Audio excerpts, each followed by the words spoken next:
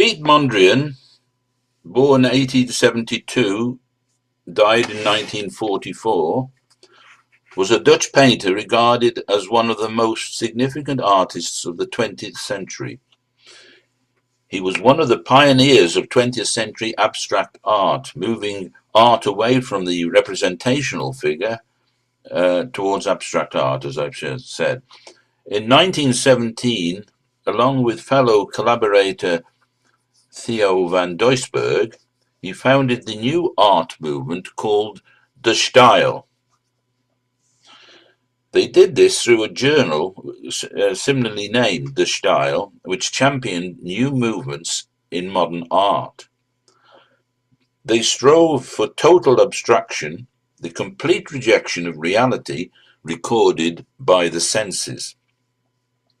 They built their pictures of straight lines and right angles using primary colours, red, yellow and blue, and what they called non-colours of black, grey and white. And they called this neoplasticism.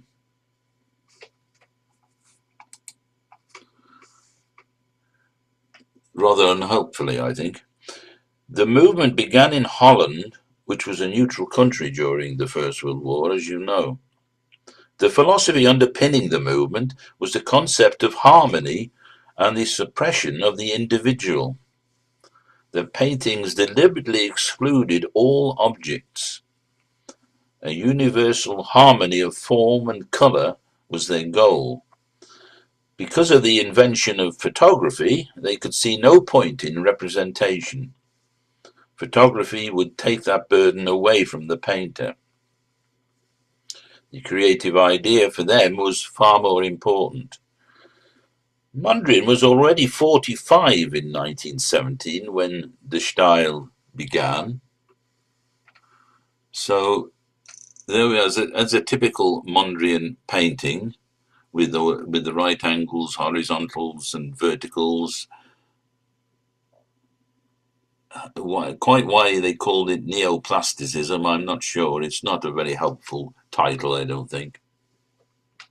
So I'm going to concentrate on the works of Mondrian because one can follow the development of this movement throughout his paintings. From the naively painted beech trees, which is a very early Mondrian painting, and this clearly shows the influence of Impressionism and Fauvism as well in the colouring. And then we'll see the movement to his more recognisable paintings, which we'll come on to later. I did something similar with Kandinsky some time back. I can't remember when I did the talk on Kandinsky. It was 3 or 4 years ago now, possibly, but we started with early Kandinsky, which was fairly representational to a degree, and then, of course, we ended up with abstract expressionism. So I'm going to adopt the same format with this talk. So there we've got some photographs of Piet Mondrian as a young man with a very dapper moustache there, and a not so young man. So first, a brief resume of Mondrian's life, and then we'll come on to the paintings. He was born near Utrecht in 1872, the son of a school teacher who encouraged him at an early age to draw. Now that's quite unusual, really, because many a time during these talks we find the painter, the artist, being dissuaded from pursuing a career in art by either or both parents, because they couldn't see any future in it in a financial sense. In 1892, at the age of 20, Mondrian entered the Academy of Fine Art in Amsterdam. He was already a school teacher himself. In 1893, he had his first exhibition, paintings mainly of landscapes, and they were heavily influenced by Impressionism and the Fauvist movement, which flourished briefly at that time. In 1909, he joined the Dutch branch of the Theosophical Society and became impressed by the teachings of Madame Blavatsky. She influenced him hugely, as did Rudolf Steiner, and much of Mondrian's work for the rest of his life was inspired by a search for some sort of spiritual knowledge. In 1912, Mondrian moved to Paris. While in Paris, the influence of the Cubist movement under Pablo Picasso and Georges Braque appeared almost immediately in Mondrian's work. Paintings such as the Sea still contain a measure of representation, I suppose, but increasingly his paintings are dominated by geometric shapes and interlocking planes. So that's a monochromatic painting, as you can see.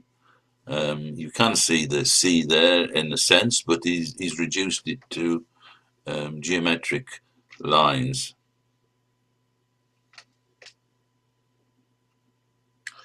When World War I ended in 1918, Mondrian returned to France, where he would remain until 1938. There he fully embraced the art of pure abstraction, and that remained with him for the rest of his life. In September 1938, Mondrian left Paris in the face of advancing fascism and moved to London. After the Netherlands was invaded and Paris fell in 1940, he left London for Manhattan in New York, where he would remain until his death of pneumonia in 1944. So that's a brief resume of Mondrian's life.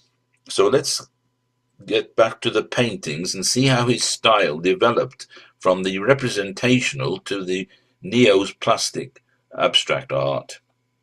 Firstly, we'll look for the influence of post-impressionism and fauvism. Then we'll see the influence of the Cubist movement after he met Picasso and Braque. So that's a very early painting, painted at the end of the 19th century, as you can see. I've got no details of this painting at all, so I don't know how large it was. I wouldn't imagine it would be very large. And as you can see, it's Impressionism is to the forefront of this painting. And as it is in the next painting, Farmhouse with Washing on the Line, again painted at the end of the 19th century. This is quite a small painting, only 12 by 14. I don't know where it is at the moment. I couldn't find I couldn't source where it is. It's possibly in a private collection, or a lot of Mondrian's work and are on display in The Hague. So in the Hague Art Gallery, Museum and Art Gallery. So it could be there. So that's pure Impressionism, really, and I suppose the barn roof suggests fauvism and its bright orange colours.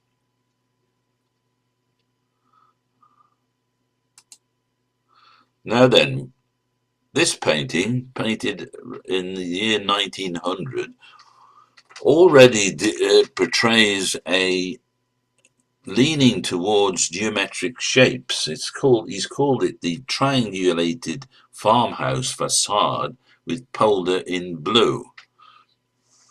And it's quite obvious why he's called it that. So it's a mixture of, it's a transitional painting, really. That's what we've got to say, I think.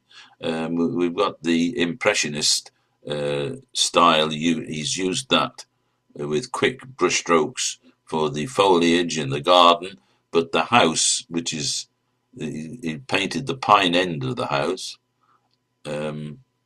is clearly in the shape of a triangle. Curious painting. This is another early painting, Farm Along the River Gain, I suppose you'd pronounce that. I'm not sure. If it was a German word, it would be Gain, I think. So again, we can see no detail in there. He's used very quick brush strokes, and it's done in a hurry. It's probably done outside and on plein air. It's not very large, 18 by 21. These paintings are still firmly rooted in nature, as you can see, and it is only the knowledge of Mondrian's later work that leads us to search for the roots of his future abstract paintings.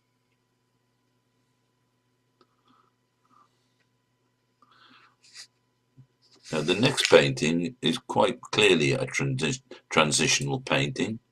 This is something quite different now. This is an expressionist painting of an apple tree with branches that spread wide across the canvas, as you can see. The painting shows a definite shift in direction. It displays unnaturalistic colours in simplified tones of red and blue, and they're bright colours as well. Mondrian's tree, much like those of Van Gogh, rotates in its growth, branching out across the air in small twisting extensions. There's an emphasis on colour, which are restricted to red and blue, as you can see. The red tree represents Mondrian's movement towards non-naturalistic colours. He believed it was impossible to reproduce the colours of nature on canvas, and looked to pure colour to express nature's beauty in a different way. There's a strong rhythmic and opaque application of paint in this painting. So that's quite a startling painting, is it not? Quite small, 28 by 39, and we do know where this one is. This is in The Hague, and he's called it Evening, the Red Tree. So there's no real suggestion of evening, although there's some very dark branches in the centre of it, in the centre top. Now this painting is called Devotion, and this is definitely veering towards abstract expressionism. The girl looks at a flower which is barely discernible, subsumed into the flow of the background. There's the flower. In fact, the whole painting flows from top to bottom. Rhythm is everything in this painting. And pastel colouring, is using pastel colouring, although this is an oil painting, but the oils are clearly applied thinly, so that we get this transparent, ethereal effect. It's quite a large painting. It's almost a metre in length and 2 foot in width.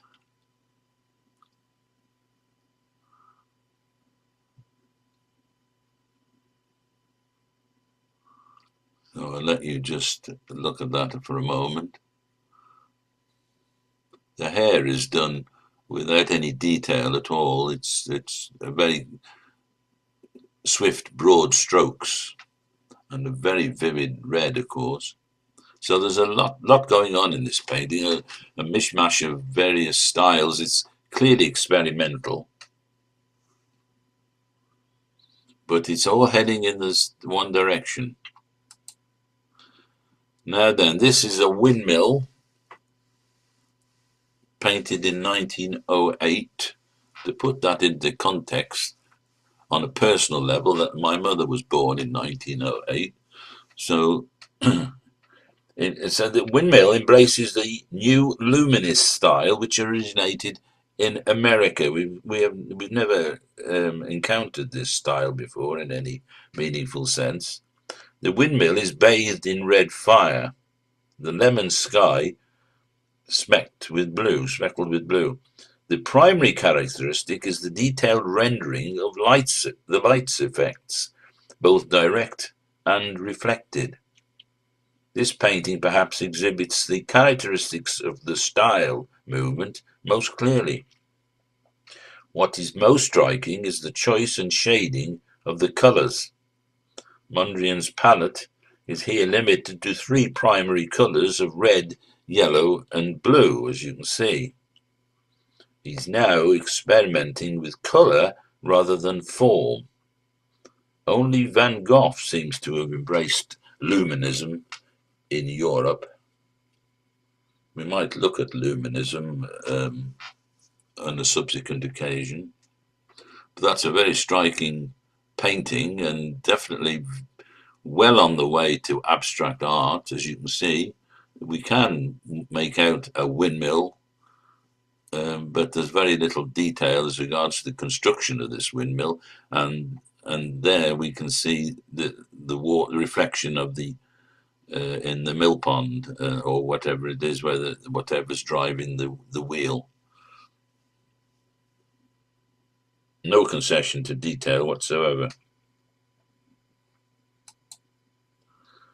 Trees by the Gyn at moonlight, again painted in 1908, and there's more experimentation with luminosity, also a nod to tonality. What do I mean by tonality? An overall balance of light and dark tones in a particular colour, i.e. red in this case, and it creates a very dramatic mood painting, I would say.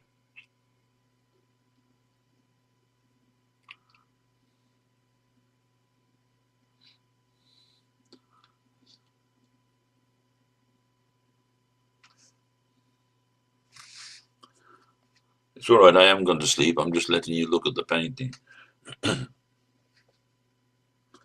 Yet another painting of the same year, Woods near Oella. This painting is also in The Hague. This painting is clearly also a transitional work. On the one hand, it belongs with such canvases as Trees on the Gyn to a period where nature is rigorously stylized. On the other hand, the colour, the brushwork and the rhythm of this painting betrays influences such as Fauvism. It's also well on its way to the horizontal and vertical lines of his later work. So there we've got the foreground in streaks of horizontal colour, and the trees representing the vertical lines, of course. Quite a large painting, approximately 4 foot by 5.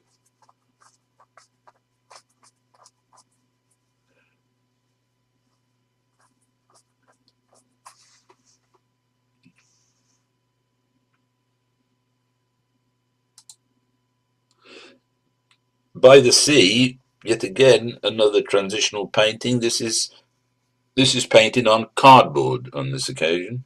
Mondrian's style began to transition towards neoplasticism, i.e. to remind you again, the non-figurative harmony of colour, which he believed ruled every part of the universe. When he visited a Vincent van Gogh retrospective in Amsterdam, he was inspired there to use very bold colours, as does Van Gogh. We've already seen Van Gogh's influence in the painting Evening Red Tree.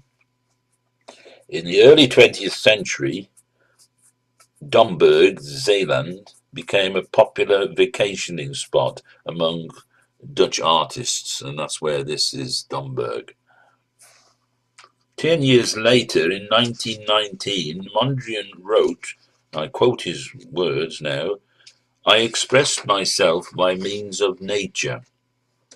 But if you carefully observe the sequence of my work, you will see that it progressively abandoned the naturalistic appearance of things and increasingly emphasized the plastic expression of relationships."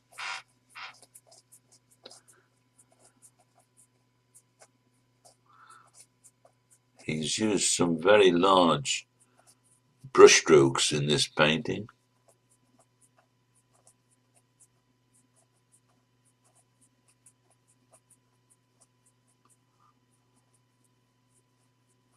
Quite a small painting which has found its way into Yale University in America.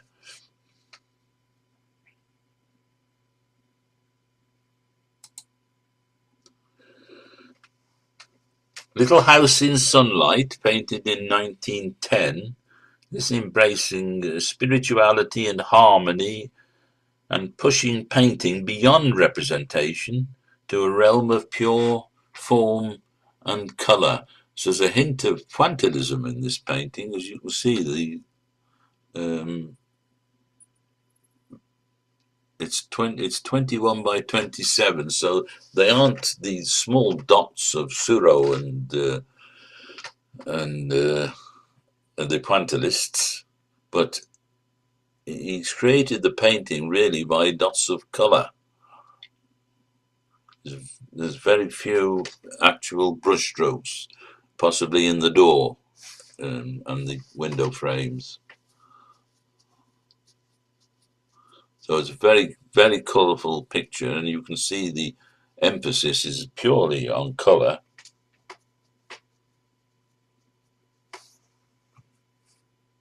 Quite a striking painting, I think. Now we're moving into the realms of abstraction. This is called Grey Tree, for obvious reasons. Mondrian was beginning to experiment with cubism now. Its foreground and background elements seem to intermingle, and the palette is very restricted. The tree is subtly oval in form, so if I make that shape there with the cursor, I suspect that's what it means. Obviously, there's the trunk.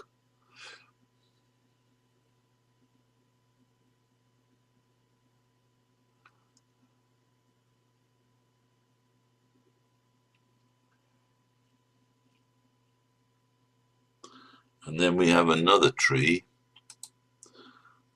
and this is even more on its way towards abstract expressionism. This is the apple tree, painted in 1912, and further experimentation with cubism and veering, as I said, towards abstract expressionism. Color is subservient to form, concentrated on an ellipse. Mondrian's palette is limited to tints of green, ochre, grey, and purple. As for the form, the painting is clearly typical of early Cubist paintings. The four corners, as you can see, are almost empty, emphasizing the centrifugal aspect of the work.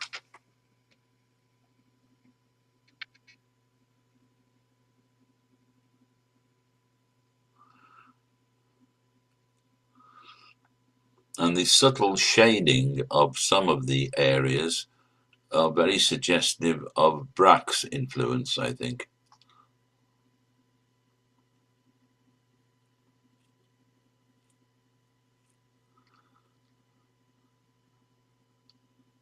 So he completely moved away from representing an apple tree that we would recognize to using the overall idea of the apple tree to create this montage of shapes and lozenges, in a sense, I suppose. Still life with ginger jar. A much greater level of abstraction with a grid framework encompassing objects on the tabletop. So the tabletop is roughly there, seen from above. The objects are pretty well unrecognizable, except from even the ginger jar has got a huge crack, two huge cracks actually. But of course that stands out because of the because of the colouring. He's used this very pale blue colour, which contrasts well with the greys of the rest of the painting and the ochres and the raw siennas. So this is quite a large painting, 47 by 36, 3 foot by 4 foot. This is in the Guggenheim Museum in New York.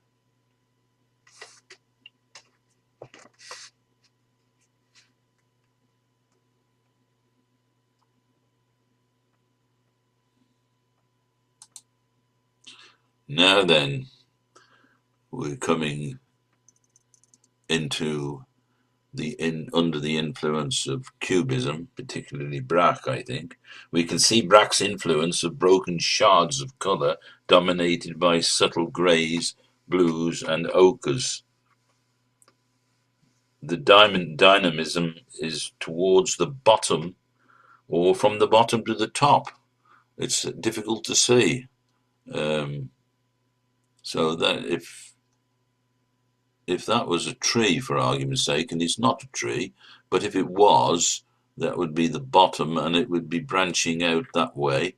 But on the other hand, you can see movement towards the bottom of the painting. This is very typical of Braque, the greys and the pale ochres intermixed. And then the hatching of the various planes of colour as well.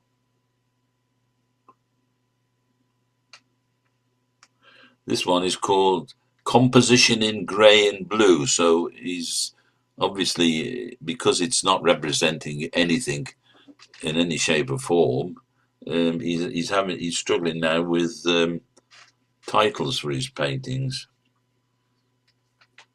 Though it could be that a lot of these titles of paintings are superimposed by art critics at a later date, so that may not have been Mondrian's invention, that title, but we don't know. Another composition here, I suspect he has called these compositions, for want of a better word. This is composition 7, which suggests there are 6 previous compositions of the same ilk. Greys and yellows are more fragmented in this painting. Mondrian broke down a tree into a scaffolding of interlocking black lines and planes of colour. The palette of ochre and grey tones reminds one particularly of Braque again. Yet Mondrian went beyond, because his subjects are less recognisable. And unlike the Cubists, who rooted their compositions at the bottom of the canvas in order to depict the influence of gravity, Mondrian's scaffolding fades at the painting's edges again. Mondrian's interest now lies foremost in two-dimensional art.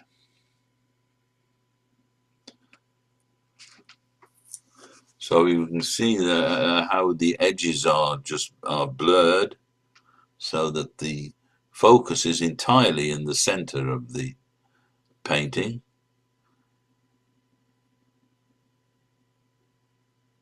Again, it's a substantial painting, 3.5 feet by almost 4 feet. So I imagine it would be very impressive standing in front of it. And yellows and greys, pale yellows and greys work extremely well. They complement each other. I think they always look attractive.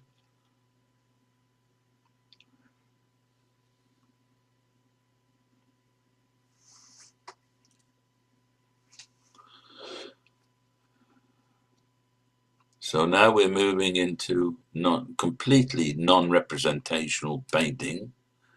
This is actually called Pier and Ocean. And you can see the pier on the 1914 one. painting, but it's less pronounced in the 1915 one. But there it goes out to sea, and the sea is broken into far smaller fragments, interlocking dashes, really, just small, very short lines, and in some places crosses.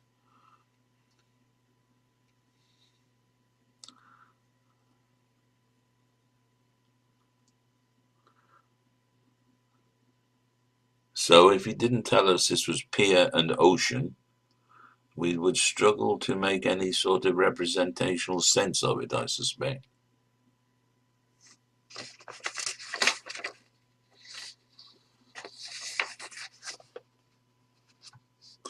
And I'm going to quote from the. You can see that it's in the Guggenheim Museum in New York, and I'm going to quote from the catalogue because it's interesting to see how the Guggenheim explains it. Although Mondrian's source exists in the natural world, in the motion of waves and their contact with breakwaters, the signs of this source have been reduced to their most essential pictorial form. The strokes are determined by their structural function rather than their descriptive potential, and there is no sense of perspectival recession despite the atmospheric texture of the gouache highlighting. This highlighting evokes the reflection of light on water and also defines planar surfaces. So that's what the Guggenheim Museum has to say.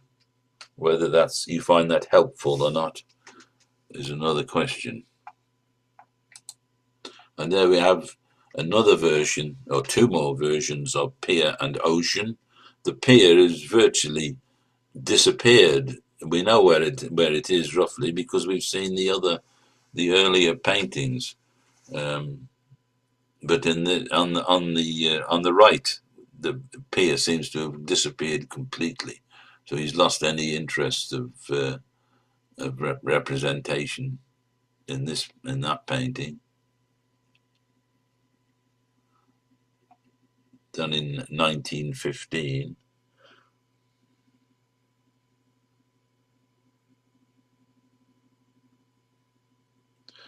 Canvases like this make it clear that Mondrian's interest lay foremost in coming to terms with the two-dimensionality of the painted surface.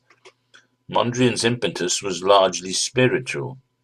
He aimed to distill the real world to its pure essence to represent the dichotomies of the universe in eternal tension. To achieve this, he privileged certain principles: stability, universality, and spirituality through the yin-yang balancing of horizontal and vertical strokes. You can tell I'm quoting from the Guggenheim catalogue again.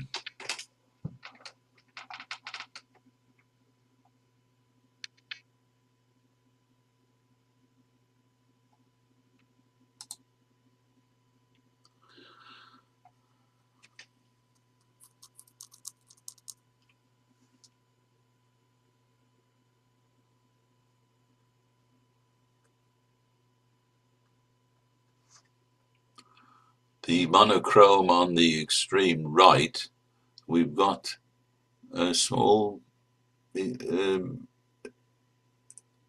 square of probably what was the original canvas underneath it. He's left that open as a window. Is that a bit of mischief on his behalf? I just wonder. An actual fact, you can if you concentrate on that for a second, you can pick it up there in the center one, and you can pick it up there in the yellow one. So he's copying the same pattern on each canvas, And again there, that is replicated there, and that is replicated there. And that oblong is also picked out there and picked out there. So it's the same pattern on each of the three canvases, but of course he's used a different colour scheme.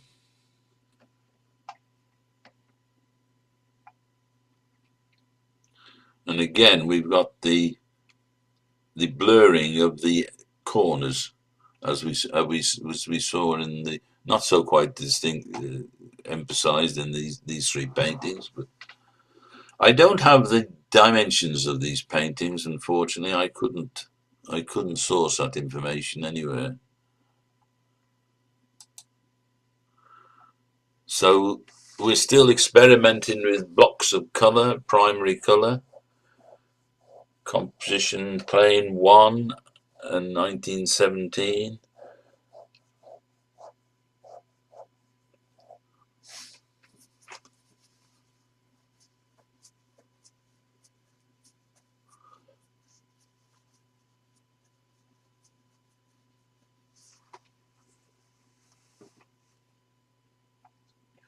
And there are other variations on this these paintings, but I can't. We haven't got time to look at them all. And anyway, they're very much a variation on the theme. So now we are finally getting towards Mondrian as we know him, with the rectangles, the heavy duty lines, black lines, and the not so primary colours here. The colours are, well, they are primary. I suppose we'd have to call that red, but it's a pink, really, isn't it? And the blues are not vivid blues, and the yellows, neither of the yellows. So, but he's working towards it. This is painted in 1919. Composition with colour planes and grey lines, it's called. Well, they don't seem to be very grey to me. They seem more dark. They're not as black or dark as we shall see, but I wouldn't call them grey either. More experimentation going on here. This lozenge compositions in 1919, and you can see the bold lines picking out definite shapes, and underneath that we've got this grid formation on both sides, although the lines are heavier on the left, but we've still got the grid underneath.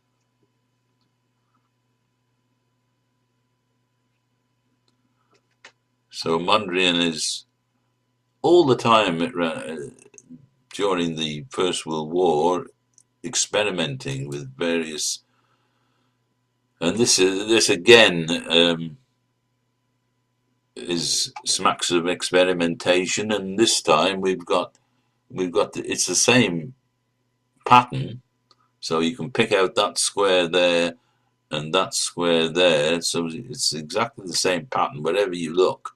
But on the right, he's decided, for whatever reason, to put letters. I don't think they spell anything. I don't. They're just simply A, B, C, D, E, F.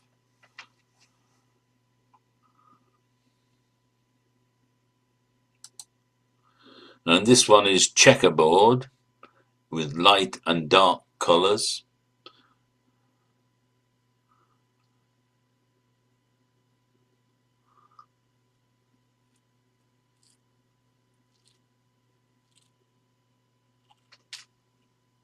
So Mondrian seems to have determined the colour of each little rectangle by tuition and experiment. intuition, I think that should be. The paintings are not by any means executed according to a preconceived idea. He seems to have let himself be guided by his feeling for colour and rhythm, and he made alterations and corrections as he worked over paintings to change colours as some of the areas have been detected. The skilled treatment and masterly balance of the canvases are the result not of a theory, but of almost 30 years' experience of dealing with colour. I think the more transparent grid checkerboard on the left is more successful than this heavy-duty one on the right with these very strong, dirty colours.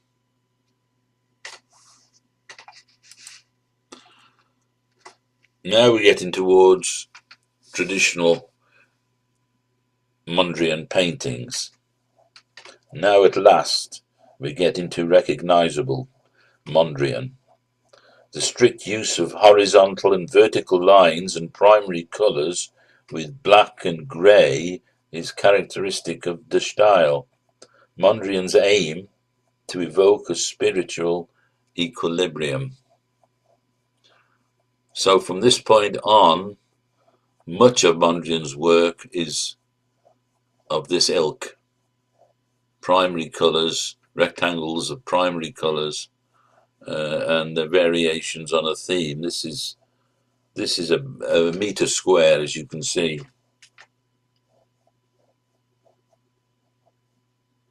He's now 48, by the way.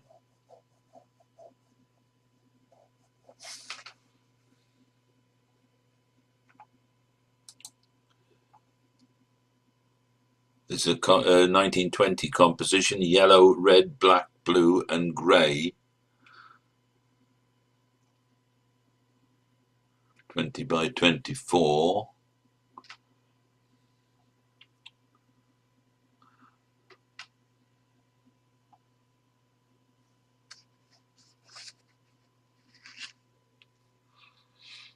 And then 5 years later, he comes up with this one, 19 by 19. Far more white in this painting, as you can see, but again the outlines of the rectangles are heavily painted in wide lines of black.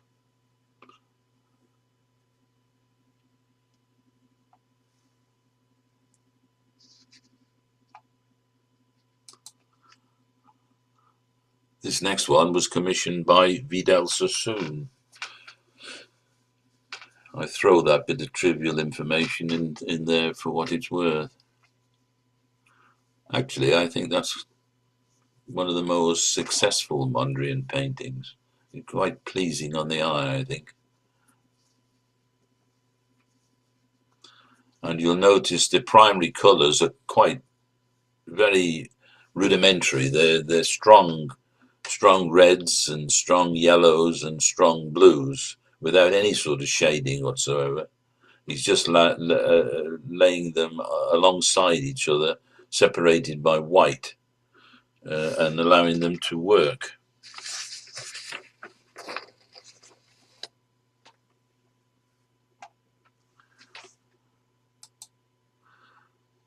Now this one is called Composition London, dating from the war years, the Second World War years.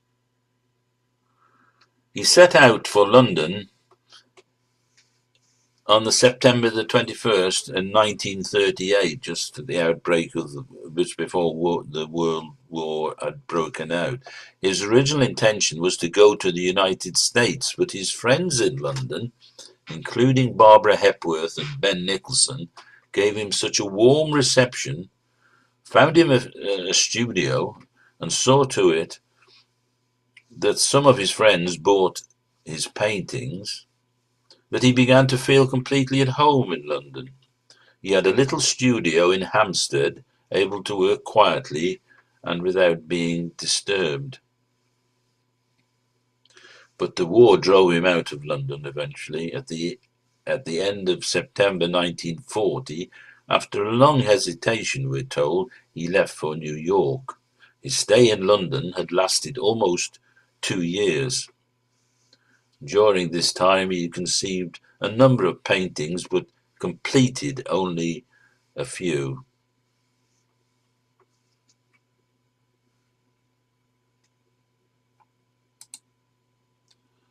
An awful lot more white in this. We've got no yellow or blue in this one. Composition in white, black, and red. Well, we can see that, can't we?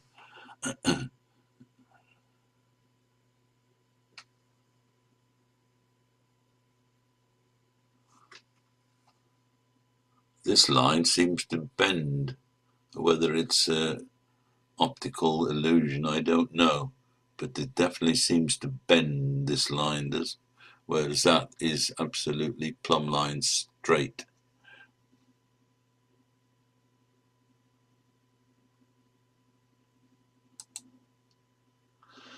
Composition in blue, red, and yellow, 1937. In the USA, Mondrian style entered its last phase. Throughout the 1930s, his work had become increasingly severe, but inspired by the regained freedom, New York City's pulsating life, and the new rhythms of American music. After 1940, he broke away first from the rigid patterns of black lines, replacing them with colour bands, as in Broadway Boogie Woogie. This is the last painting Mondrian ever completed. The rhythm of the painting is determined by the long lines of the grid, while other accents indicate the insertion of little bands of unbounded colour. In places of the continuous flow of these bands, he substituted a series of small rectangles that coalesced into a rhythmic flow of colourful vertical and horizontal lines, as you can see. So these moved quite away now from what we think of as traditional Mondrian.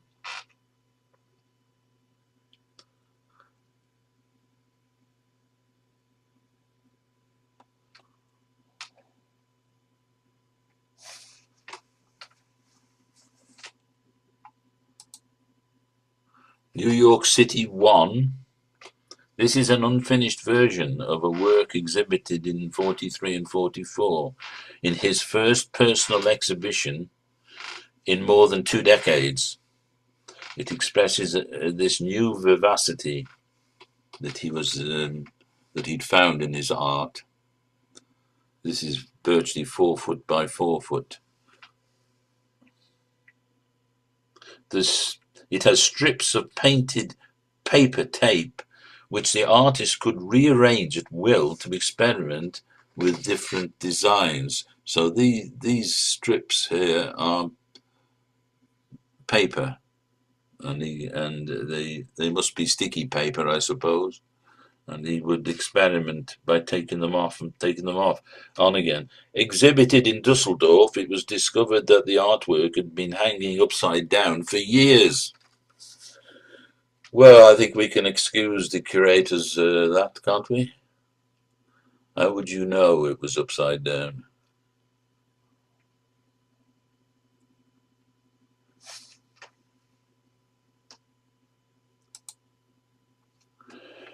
Three dresses from 1965 to 66. Over the course of 25 years, from 1919 to 1944, Mondrian painted several hundred abstract compositions. His simple geometric shapes and limited colour palette have become a part of popular culture. In the fashion industry, Mondrian's style is evident in the haute couture of Yves Saint Laurent. And this is the iconic Mondrian dress. I don't know whether you've ever seen anybody wearing it.